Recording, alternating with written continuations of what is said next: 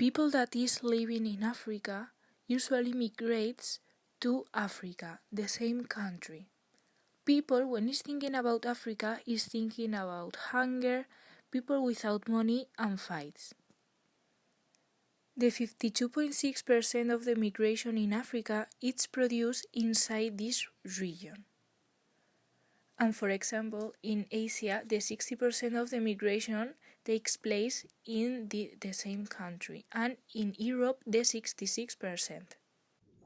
There is the African migration, that 14% of the people migrates because of the wars and conflicts, and 65% of the people migrates because of the economic problems.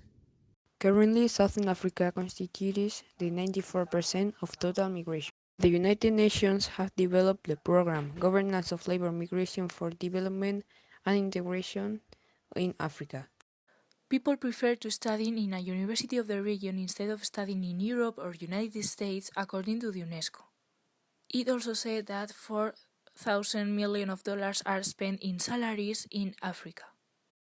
Now, some facts about African migration. Migration to Europe is minimal, considering the global nature of the continent. Africa has 40 million of immigrants, while in Europe and United States there are only 18 million.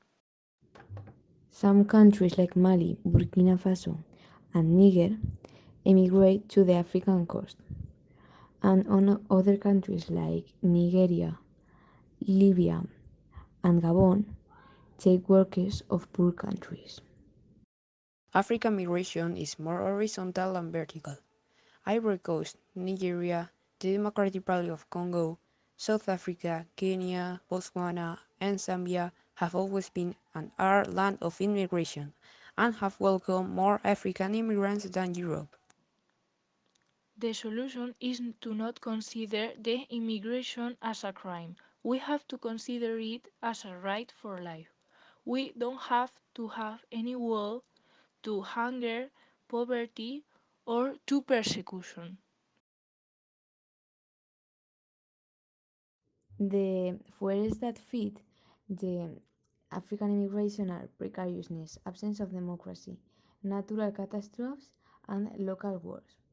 There are also some inequalities, like economic, politic, social, and cultural. Sana, from Morocco, left her homeland in 2014 to continue her education studies. Her journey was very lovely and she was at a beautiful town. She felt integrated easily thanks to her previous travels to Egypt, Morocco, Tunisia, Kenya, and Indonesia. There were moments where she felt a stranger. She found Womanpreneur, that is an initiative that bridges between women in MENA and European regions. Her mission in life is promoting and providing support for women and youth. Eddie was born in the Democratic Republic of Congo. He was working as the president of the Eastern Democratic Republic of Congo's Children's Parliament since 2009 until 2012. He couldn't help but criticize the regime and the Congolese rebels for involving children in their political maneuvers. As a consequence of that, he quickly became a political target, so he fled across the border to prevent falling victim to the conflict in their country. When he fled his country, he was 20 years old and he didn't know where to go or if he would be welcome in his new country. Got into Kenya and fortunately he got a very warm welcome. After being some time there, he got a job in Film Aid Nairobi. In 2014, he got the chance to represent his country in One Young World Summit in Dublin. It inspired him to find the Happy for Life network. He missed his hometown, Goma. He also missed the children he was spending time with. He missed the blockading for the rats, and yes, he also missed the Congolese food and the freshness of Lake Kivu. Due to the economic crisis, Agustin and other million of Nigerians lost their jobs last year. He used to work as a journalist. Nigeria couldn't export oil, so there was no money. He decided to go to Algeria hoping to find better opportunities. For the 3 months he was there, he was teaching English and doing some other small jobs as well.